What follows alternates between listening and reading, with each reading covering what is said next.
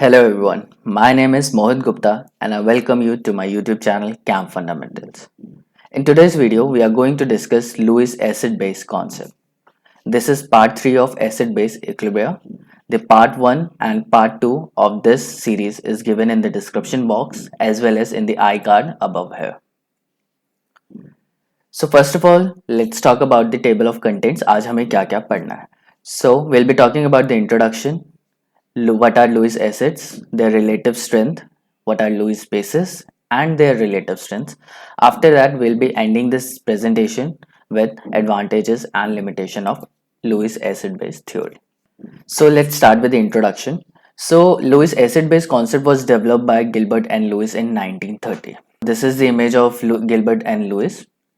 According to him, acid can be term as any chemical species जो electron pair को accept करता है एक बॉन्ड बनाने के लिए. सिमिलरली बेस कोई भी ऐसी केमिकल स्पीशी होगी जो इलेक्ट्रॉन पेयर या लोन पेयर देगी एक बॉन्ड बनाने के लिए. अब ये जो नई थ्योरी थी ये कैसे अलग है, इसने एसिड के बारे में बहुत ज़्यादा एक्सटेंड कर दिया डेफिनेशन के. जो पुरानी हम लोगों ने डेफिनेशन पढ़ी हैं अर्हीनियस के केस में और ब्रॉन्स्टेड के केस में, वहाँ पे क्या था, जो H+ आयन दे सके उनको हम लोगों ने बोला था एसिड. हाउएवर लुईस एसिड क्या बोल रहा है, it is a completely different concept जहाँ पे बोल रहा है कि वो इलेक्ट्रॉन पेयर को लेगा और एक बॉन्ड बनाएगा. तो लुईस ने एसिड की डेफिनेशन को बहुत ज़्यादा बढ़ा दिया, वेरएस बेस का कॉन्सेप्ट इतना ज़्यादा इफेक्ट नहीं किया. सबसे पहले हम लोग पढ़ेंगे व्हाट आर लुईस एसिड्स. तो हमें पता है कि वो लोन पेयर लेते हैं, तो ऑब्वियसली कोई भी इलेक्ट्रॉन को अट्रैक्ट करेगा तो वो क्या होना चाहिए, इलेक्ट्रोफाइल, इलेक्ट्रॉन लव है. तो ये क्या होते हैं, इलेक्ट्रोफाइल्स होते हैं. और ये इलेक्ट्रॉन को अट्रैक्ट इसलिए कर रहे हैं क्योंकि इनके पास इलेक्ट्रॉन की कमी है, इनके पास पॉजिटिव चार्ज है या वैकेंट ऑर्बिटल्स हैं जहाँ पे वो इलेक्ट्रॉन को रख सकते हैं. या तो उनका ऑक्टेट कंप्लीट नहीं होगा या फिर उनके पास वैकेंट स्पेस होगा जहाँ पे वो इलेक्ट्रॉन को एक्सेप्ट कर सके और नए बॉन्ड्स बना सके. और यहाँ पे एक और डेफिनेशन इंक्लूड की जाती है, अगर उसके पास वैकेंट ऑर्बिटल्स नहीं है तो वो अपने बॉन्ड्स को इस तरीके से रीअरेंज करेगा कि उसके ऑर्बिटल खाली हो जाए. कैसे होगा, I will be talking about it. तो कुछ एग्जांपल है. सबसे पहले इलेक्ट्रॉन डेफिशिएंट मॉलिक्यूल्स, ऐसे मॉलिक्यूल जिनके पास इलेक्ट्रॉन्स की कमी है. और ये कौन से मॉलिक्यूल होते हैं, ग्रुप 13 के molecules. They generally have vacant p orbital. Generally group 13 और 3a elements have fewer than 8 electrons. इनके पास 8 इलेक्ट्रॉन नहीं होते, इनके पास 6 इलेक्ट्रॉन होते हैं और इन्हें अपने ऑक्टेट कंप्लीट करने के लिए 2 इलेक्ट्रॉन लेने पड़ते हैं. तो ये लुईस बेसिस से 2 इलेक्ट्रॉन लेके अपना ऑक्टेट कंप्लीट कर लेते हैं.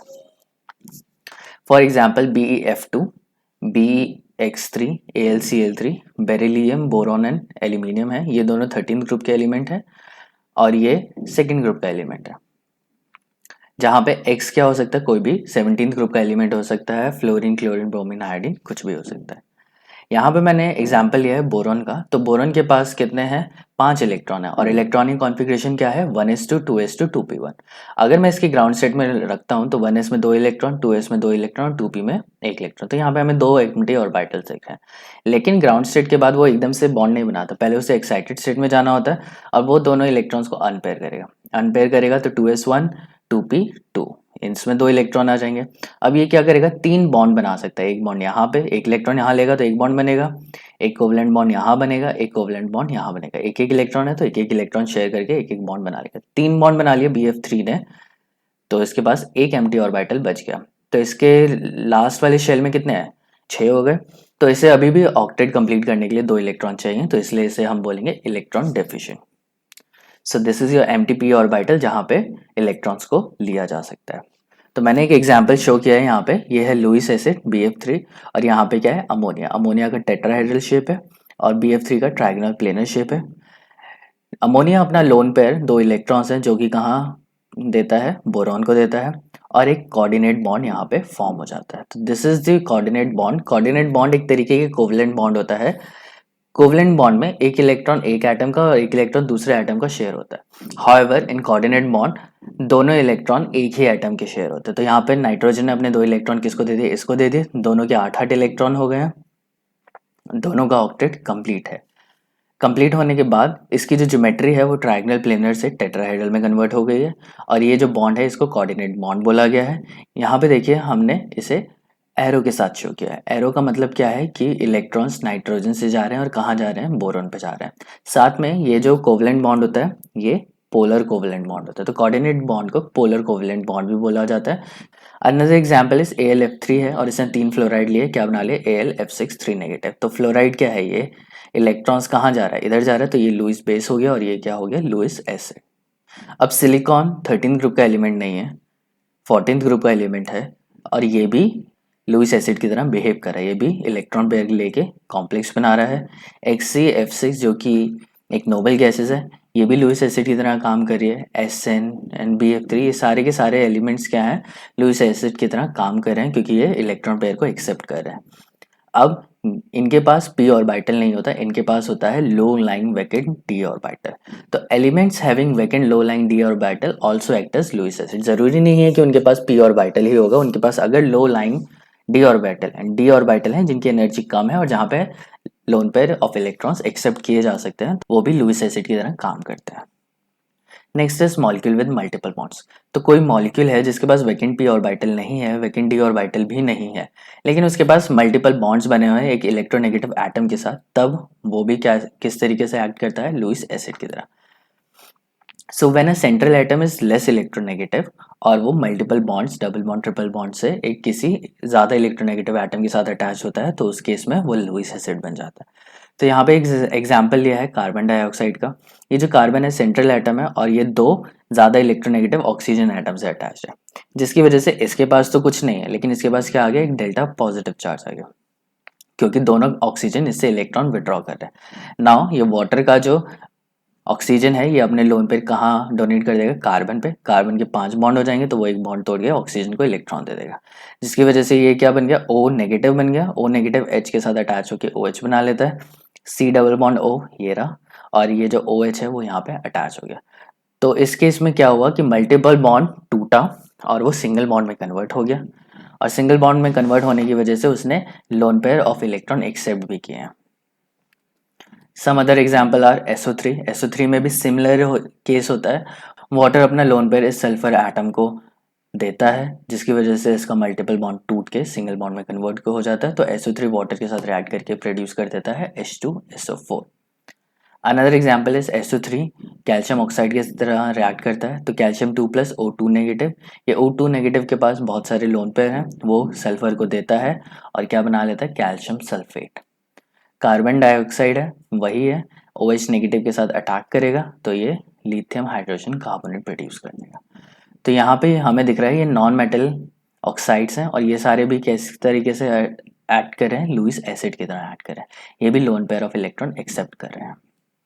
Next is metal cation as Lewis acid. तो अगर बेयर कैटायंस पड़े हुए हैं like Fe2 plus Mn2 plus, ये भी किस तरीके से एक्ट करते हैं, लुईस एसिड की तरह एक्ट करते हैं, क्योंकि इनके पास भी क्या होता है, लो लाइन d ऑर्बिटल्स होते हैं जहाँ पे वो lone pair of electrons accept कर सकते हैं। तो एग्जाम्पल है कॉपर 4 अमोनिया के साथ रिएक्ट करता है और क्या बना लेता है, copper tetraammine. Similar is the case for cadmium also. तो ये लोन पेयर को एक्सेप्ट करें इसलिए इन्हें भी क्या बोला जा रहा है, Lewis acid. Another example of silver, और ये टॉलरेंस रिएजेंट प्रोड्यूस कर रहा है। According to the Lewis concept, hydration of metal cation is itself a neutralisation reaction. इसका सिंपल मतलब ये है कि अगर मैं वाटर को, कोई भी कैटायन को वाटर के अंदर डाल दूं तो उसका हाइड्रेशन हो जाता है, वाटर मॉलिक्यूल्स के साथ चारों तरफ अटैच हो जाते हैं, और ये भी क्या है, एक एसिड बेस रिएक्शन है और इसको हम लोग बोलेंगे न्यूट्रलाइजेशन रिएक्शन। एग्जाम्पल है कोई भी मेटल आयन लिया और वाटर उसके साथ यहाँ पे है, वाटर के पास लोन पेयर है, ऑक्सीजन के पास लोन पेयर है, तो लोन पेयर इसको दे देगा, तो ये क्या बना लिया, एक एडक्ट बना लिया और मेटल क्या है, हाइड्रेट हो गया। सारे वाटर मॉलिक्यूल्स ने इसे लोन पेयर दे दिया और इसने एक ऑक्टाहेड्रल ज्योमेट्री बना दी है। मोर ओवर लुईस कॉन्सेप्ट बोलता है कि H प्लस आयन के पास 1s ऑर्बिटल एम्प्टी होता है और ये खुद भी लुईस एसिड की तरह एक्ट कर सकता है। जैसे NH3 के साथ अटैक किया तो NH4 बना लिया, OH नेगेटिव के साथ किया तो H2O बना लिया। Now come to the relative strength of Lewis acid. अब लुईस एसिड अगर तुम्हें बहुत सारे दिए हैं तो देखो एग्जाम में यही क्वेश्चन आएगा इसी टाइप से कि बहुत सारे लुईस एसिड दे रखे हैं और तुमसे पूछा जाएगा which is a stronger acid and which is a weaker acid. तो ये डिपेंड करेगा साइज ऑफ कैटायन पे, कितना बड़ा साइज है। तो अगर कैटायन स्मॉल होगा, कैटायन छोटा है, कैटायन छोटा होगा तो उसकी पोलराइजिंग पावर ज़्यादा हाई होगी। पोलराइजिंग पावर ज़्यादा हाई है तो वो इलेक्ट्रॉन्स को ज़्यादा अच्छे से अट्रैक्ट कर पाएगा और उसकी एक्सिडिटी क्या होगी, ज़्यादा होगी। फॉर एग्जाम्पल H प्लस का साइज छोटा है, Na का बड़ा है, K प्लस का बड़ा है, तो K प्लस लीस्ट एसिडिक हुआ, बेरिलियम और मैग्नीशियम में मैग्नीशियम का ज़्यादा छोटा है तो मैग्नीशियम कम एसिडिक हुआ, और Mg2+ और सोडियम में Mg2+ का साइज़ ज़्यादा छोटा होता है, Na+ का साइज़ ज़्यादा बड़ा होता है तो Na+ कम एसिडिक होगा। Next is charge on cation. अब जितना ज़्यादा चार्ज होगा, 2+ है 3+ है, तो वो ज़्यादा जल्दी इलेक्ट्रॉन को अट्रैक्ट करेगा एज कम्पेयर टू +1। तो similar is the case, higher charge on the cation, जितना ज़्यादा चार्ज है, +2 है +3 है, तो इलेक्ट्रॉन को जल्दी अट्रैक्ट कर लेगा क्योंकि कोलम्बिक फोर्स ज़्यादा स्ट्रांग होगी, तो हायर पोलराइजिंग पावर होगी और हायर एसिडिटी होगी। तो पोलराइजिंग पावर चार्ज और साइज के रेशो पे डिपेंड करती है। जितना ज़्यादा चार्ज होता है उतनी हाई पोलराइजिंग पावर होती है, और जितना छोटा साइज होता है उतनी हाई पोलराइजिंग पावर होती है। तो अगर स्मॉलर कैटायन है तो पोलराइजिंग पावर हाई होगी, अगर हायर चार्ज है, ज़्यादा चार्ज है, तो भी पोलराइजिंग पावर हाई होती है, और इन रिटर्न दोनों की एसिडिटी ज़्यादा ही होगी। सो इस केस में Mn+5 का साइज़ बहुत ज़्यादा छोटा होगा, साइमल्टेनियसली इसके ऊपर चार्ज भी बहुत ज़्यादा है, जिसकी वजह से ये सबसे ज़्यादा एसिडिक होगा और Mn2+ सबसे कम एसिडिक होगा। सिमिलरली Fe3+ का साइज़ भी ज़्यादा छोटा होगा और पोलराइजिंग पावर भी ज़्यादा, क्योंकि इसके ऊपर चार्ज ज़्यादा है, तो ये ज़्यादा एसिडिक होगा, एंड Sn+4 ज़्यादा एसिडिक होगा as compare to Sn+2। The next question is, ये कंपाउंड्स दे रखे हैं और आपको इसको इंक्रीजिंग एसिडिक स्ट्रेंथ में शो करना है। तो BCl3, Bi3, BBr3 and BF3 है। इन केस में कैटायन हमारा कॉमन है, बोरॉन के साथ उसका काउंटर एनायन अलग अलग लगा हुआ है। एक जगह क्लोरीन है, आयोडीन है, ब्रोमीन एंड फ्लोरीन। बोरॉन के पास इनकम्प्लीट ऑक्टेट है, जिसकी वजह से ये लुईस एसिड की तरह काम करेगा। और एसिडिक स्ट्रेंथ क्या होती है, BF3 की सबसे कम होती है और Bi3 की सबसे ज़्यादा होती है। ये आंसर है। इसका रीज़न क्या है, पी पाई बैक बॉन्डिंग। नाउ बोरॉन का हम लोगों ने लिख लिया, ये सब हम लोग पहले भी देख चुके हैं। अब इसने BF3 बना लिया। अब जो ये थर्ड फ्लोरीन है, इसके पास लोन पेयर है, 3 लोन पेयर है। ये क्या करता है, अपने लोन पेयर इस एम्प्टी ऑर्बिटल में डाल देता है और ये डबल बॉन्ड बना लेता है। तो इन दोनों ने सिंगल बॉन्ड बनाया और इसने क्या बना लिया, डबल बॉन्ड बना लिया। तो ये क्या है, बैक बॉन्डिंग, क्योंकि बोरॉन ने इसके साथ बॉन्ड किया और फ्लोरीन उसके साथ वापस उल्टा बॉन्ड कर रहा है, तो इसे बोलते हैं बैक बॉन्डिंग। पीपा पीपा इसलिए बोलेंगे क्योंकि इसका भी पी ऑर्बिटल है और इसका भी पी ऑर्बिटल है। तो ये पाई बॉन्ड बन रहा है क्योंकि सिग्मा बॉन्ड ऑलरेडी बन चुका है। तो ये है बोरॉन के पास ये एम्प्टी पी ऑर्बिटल है और यहाँ पे फ्लोरीन के पास फिल्ड पी ऑर्बिटल है। ये अपने लोन पेयर कहाँ दे देगा, इधर दे देगा, और एक ये बैक बॉन्ड बना देगा। तो यहाँ पे 3 कोवलेंट बॉन्ड बने हैं और एक ये कोऑर्डिनेट बॉन्ड बना है। इलेक्ट्रॉन फ्लोरीन से बोरॉन के पास जा रहा है। तो BF3 के 3 रेजोनेटिंग स्ट्रक्चर होते हैं। पहले ये फ्लोरीन रेजोनेट करता है, फिर ये वाला, फिर ये वाला।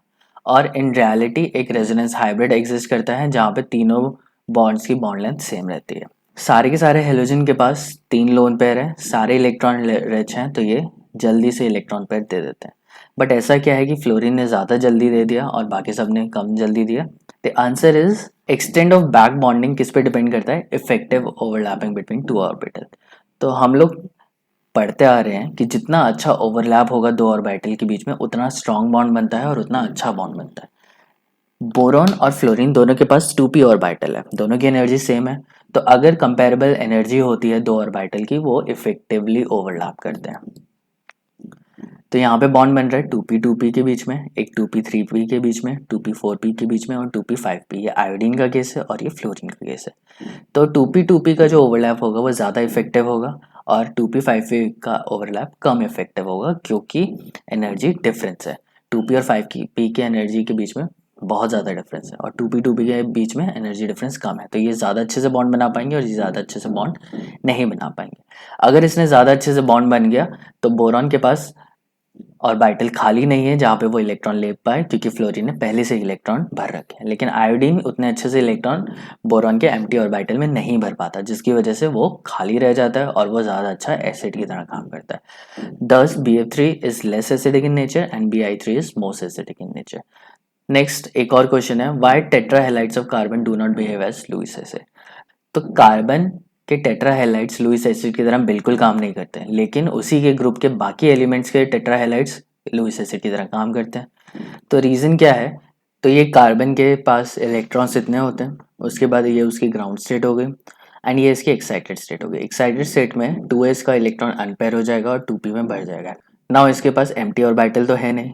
अब ये कार्बन टेट्राहेलाइड बनाएगा, तो मैंने CCl4 का एग्जाम्पल ले लिया कार्बन टेट्राक्लोराइड का। तो ये क्लोरीन क्या करेगा, एक एक इलेक्ट्रॉन, इसके पास एक इलेक्ट्रॉन है, अपना एक इलेक्ट्रॉन देके एक बॉन्ड बना लेगा, तो चारों ने एक बॉन्ड बना लिया। अब सिंस इसके बाद जो नेक्स्ट ऑर्बिटल आता है ये 2p था, 1s 2s and this 2p, उसके बाद नेक्स्ट ऑर्बिटल आता है 3s। 2p और 3s के बीच में एनर्जी डिफरेंस बहुत ज़्यादा होता है क्योंकि ये 2p सेकेंड शेल में है और ये क्या है, थर्ड शेल में। तो सेकेंड शेल से थर्ड शेल में जाना बहुत ज़्यादा डिफिकल्ट हो जाता है, जिसकी वजह से carbon doesn't have any low lying empty orbital, या उसके पास डी ऑर्बिटल भी नहीं है, जिसकी वजह से ये लुईस एसिड की तरह काम नहीं करता है। Silicon on the other hand, इसके पास ये कॉन्फ़िगरेशन है, सेम ही है वैलेंस 3s2 3p4, और उसके बाद एक 3d ऑर्बिटल आता है जहाँ पे कोई भी इलेक्ट्रॉन नहीं है। सब कुछ यहाँ तक सेम होगा, SiCl4 बन गया, लेकिन इसके पास Mt5 Mt3d ऑर्बिटल्स है। और सिंस ऑर्बिटल क्या है 3d, 3p के बाद क्या आता है 3d, शेल क्या है सेम है, एनर्जी डिफरेंस क्या होगा, कम होगा। तो इस वजह से इसके पास एम्प्टी ऑर्बिटल है जहाँ पे ये इलेक्ट्रॉन एक्सेप्ट कर सकता है, और इसलिए so rest of the 14 group elements have low lying D orbital, जिसकी वजह से वो एक्सेप्ट कर लेते हैं। Next we talk about the examples of Lewis bases. तो लुईस बेसिस वो होते हैं जो अपना लोन पेयर या इलेक्ट्रॉन पेयर रिलीज कर सकते हैं, डोनेट कर सकते हैं टू फॉर्म अ बॉन्ड। तो मॉलिक्यूल्स विद लोन पेयर, जिनके जो भी मॉलिक्यूल्स है जिनके पास लोन पेयर है, ये कौन से ग्रुप के होंगे, 15 ग्रुप के, 16 ग्रुप के, 17 या 18, नाइट्रोजन ग्रुप के, ऑक्सीजन ग्रुप के, हेलोजेंस या फिर नोबल गैसेस, इन सब के पास 1 2 3 4 लोन पेयर होते हैं। तो ग्रुप 15 के NH3PH3 ये कुछ एग्जाम्पल दे दिए। ग्रुप 16 में H2 H2S, सिर्फ यही नहीं है, इसके अलावा भी बहुत सारे कंपाउंड्स हैं इनके। ग्रुप 17 में मैंने दे दिया। नेगेटिव आयन भी लुईस बेसिस की तरह काम करते हैं। ऑलमोस्ट सारे के सारे लुईस बेसिस होते हैं, fluoride, chloride, hydroxide, oxide, ethoxide, amido etcetera. Next is molecule having CC bond. तो जो CC डबल बॉन्ड होता है ये भी लुईस बेस की तरह काम करता है क्योंकि इनके पास भी पाई इलेक्ट्रॉन्स हैं और ये पाई इलेक्ट्रॉन्स को डोनेट करके एक बॉन्ड बना सकता है। For example K3PT Cl3C2H4, this is your Z salt, और ये इसमें C2H4 मतलब इथिलीन कंपाउंड अटैच हो रखा है, CH2 डबल बॉन्ड CH2, जिसका स्ट्रक्चर ये है। PT के पास 3 Cl है और यहाँ पे डबल बॉन्ड है, इसमें नेगेटिव लगाया है और पोटेशियम के पास पॉजिटिव होता है, तो यहाँ पे पोटेशियम अटैच हो जाएगा अगर मैं Z सॉल्ट पूरा लिखूँ, लेकिन ये एनहाइन पार्ट है Z सॉल्ट। निकल ने 3 इथिलीन मॉलिक्यूल के साथ ये कंपाउंड बनाया है, रोडियम भी बनाता है। तो बहुत सारे ऑर्गेनोमेटेलिक कंपाउंड्स में इथिलीन एक्ट करता है एज अ लुईस बेस। सिर्फ इथिलीन ही नहीं, बहुत सारे और भी ऑर्गेनिक कंपाउंड्स हैं जहाँ पे डबल बॉन्ड डोनेट किया जाता है to metal ions to form a bond. Along with that molecules that can release halide ions, ऐसे मॉलिक्यूल्स जो हेलाइड आयन रिलीज कर सके उनको भी हम लोग लुईस बेस बोलते हैं। हेलाइड आयन एक्स नेगेटिव एक तो खुद बेस हुआ, और एक ऐसे मॉलिक्यूल जो एक्स नेगेटिव रिलीज करते हैं और वो एक्स नेगेटिव कहीं जाके एक्सेप्ट हो जाए, उसको हम लोग लुईस बेस बोलेंगे। तो HF है, ये लुईस एसिड है, और लुईस बेस के HCF6, ये क्या होगा, डिसोसिएट होगा और ये 6 में से एक F नेगेटिव निकाल देगा और वो F नेगेटिव यहाँ पे जाके एक्सेप्ट हो जाएगा। तो HCF5 positive and HF2 negative बन गया, तो ये एडक्ट बन गया। तो यहाँ पे F नेगेटिव रिलीज हो रहा है जो कि यहाँ जाके एक्सेप्ट हो रहा है, इसलिए इसे लुईस गैस बोला जाएगा। सो ये एक और एग्जांपल है जहाँ पे फॉजिन गैस ली गई है। फॉजिन गैस बहुत आराम से क्लोरीन गैस रिलीज करती है, और वो क्लोरीन गैस क्लोराइड उसका एक क्लोरीन एल्यूमिनियम AlCl3 एक्सेप्ट कर लेता है, तो ये कंपाउंड बन जाता है। XeF4 है जो कि फ्लोराइड रिलीज करेगा, XeF3 बना लेगा और यहाँ पे फ्लोराइड एक्सेप्ट हो जाएगा। Next we come to one more question, arrange the following molecule on the basis of basic strength. अब इसकी बेसिक स्ट्रेंथ बतानी है। H2O NH3 एंड HF हम लोगों ने यहाँ पे लिया है, इनमें से हमें बताना है। तो इसको हम लोग सॉल्व कर सकते हैं on the basis of electronegativity. An important point here is कि H2O NH3 और HF, oxygen, nitrogen and fluorine, तीनों का साइज कंपेरेबल है, बहुत ज़्यादा डिफरेंस नहीं है। सिंस ये सारे एक ही पीरियड के कंपाउंड हैं तो यहाँ पे इलेक्ट्रोनेगेटिविटी प्रीडोमिनेट करती है। लेकिन अगर तुम्हें कंपाउंड्स मिलते हैं जहाँ पे इलेक्ट्रोनेगेटिविटी भी डिफरेंस है और साइज में बहुत ज़्यादा डिफरेंस आ रहा है, तो साइज डोमिनेट करेगा, इलेक्ट्रोनेगेटिविटी उतना डोमिनेट नहीं करेगी। तो यहाँ पे सबका साइज कंपेरेबल है, तो इसलिए हम लोग इलेक्ट्रोनेगेटिविटी को कंसिडर करेंगे। तो फ्लोरीन की इलेक्ट्रोनेगेटिविटी ज़्यादा होती है देन ऑक्सीजन देन नाइट्रोजन। तो फ्लोरीन क्या करेगा, अपने लोन पेयर अपने पास ही रखेगा और वो डोनेट करना प्रेफर बिल्कुल भी नहीं करेगा, जिसकी वजह से NH3 सबसे ज़्यादा बेसिक हो जाएगा और HF सबसे कम बेसिक होगा। Next is arrange the following molecule on the basis of basic strength. तो NH3 PH3 ASH3 SBH3, तो ये सारे हाइड्राइड्स हैं। यहाँ पे नाइट्रोजन, फास्फोरस, आर्सेनिक, एंटीमनी ये सब दे रखे हैं और ये सारे सेम ग्रुप के एलिमेंट्स हैं। यहाँ पे साइज बहुत ज़्यादा इंक्रीज हो रहा है। नाइट्रोजन का साइज सबसे छोटा है, SB का साइज सबसे बड़ा है और साइज का डिफरेंस बहुत ज़्यादा बड़ा है क्योंकि ये डाउन द ग्रुप है। यहाँ पे इलेक्ट्रोनेगेटिविटी पे हम लोग उतना एम्फेसाइज नहीं कर पाएंगे जितना एम्फेसाइज हमें साइज पे करना है। NH3 का साइज छोटा होने की वजह से उसकी डेंसिटी बहुत ज़्यादा, इलेक्ट्रॉन डेंसिटी बहुत ज़्यादा होगी और SbH3 की इलेक्ट्रॉन डेंसिटी कम होगी। नाइट्रोजन का एक तो वैसे ही साइज छोटा है और उसके ऊपर इलेक्ट्रॉन डेंसिटी इतनी ज़्यादा है तो इंटर इलेक्ट्रॉनिक रिपल्शन होगी, जिसकी वजह से नाइट्रोजन रेडिली इलेक्ट्रॉन डोनेट करना प्रेफर करेगा। हाउएवर SB का साइज इतना ज़्यादा बड़ा है कि उसके बीच में इंटर इलेक्ट्रॉनिक रिपल्शन कम होगी। जो बॉन्ड पेयर है वो लोन पेयर को कम रिपेल कर पाएंगे। As a result SB lone pair को रिटेन रखेगा। नाइट्रोजन के केस में वो जल्दी से डोनेट कर पाएगा। हेंस NH3 सबसे ज़्यादा बेसिक होगा और SbH3 सबसे कम बेसिक होगा। अब हम लोग आ जाते हैं अपने लास्ट टॉपिक पे, सेकंड लास्ट टॉपिक पे, लुईस एसिड बेस कॉन्सेप्ट की एडवांटेजेस क्या है। तो सबसे पहले एडवांटेज है कि इससे पहले के जो भी कॉन्सेप्ट है अर्हीनियस और ब्रॉन्स्टेड, वो सिर्फ H+ को एसिड मानते थे या ऐसे मॉलिक्यूल को एसिड मानते थे जो H+ आयन रिलीज कर सकता है। लेकिन लुईस एसिड बेस कॉन्सेप्ट ने एक नया पर्सपेक्टिव दिया कि metal oxide, non metal oxide भी एसिडिक और बेसिक बिहेव कर सकते हैं। तो it includes acid that doesn't have any proton, उनको भी ये एसिड बेस की कैटेगरी में डिवाइड कर सकता था। Doesn't depend upon any solvent और एनी फेस, तो ये किसी सॉल्वेंट और फेस पे डिपेंड नहीं करता है। एज अर्हीनियस में बोला गया है कि अगर वो वाटर में दे सकता है तो वो एसिड हुआ, गैस फेज में दे रहा है तो वो एसिड नहीं हुआ। ये बेकार के concepts Lewis acid base concept में नहीं है, चाहे वो एक्वस फेज में हो, गैसेस फेज में हो, लिक्विड फेज में हो, किसी भी फेज में हो, वो एसिड या बेस की कैटेगरी में डिवाइड किया जा सकता है। It also explain acidic and basic nature of metal and non metal oxide respectively. Now we come to the limitations. तो लिमिटेशन क्या है इसकी, it does not include common protonic acid like HCl and H2SO4। तो Lewis के according HCl और H2SO4 acid base किसी category में नहीं आते, तो इनके लिए हमें अर्हीनियस या ब्रॉन्स्टेड के कॉन्सेप्ट पे जाना ही पड़ जाता है। There are several cases where we are unable to explain the relative strength of Lewis acid and bases. तो ऐसे बहुत सारे केसेस होते हैं जहाँ पे हम लोग अरेंज नहीं कर पाते हैं कि इनमें से ज़्यादा एसिडिक कौन होगा, इनमें से ज़्यादा कम बेसिक क्यों होगा।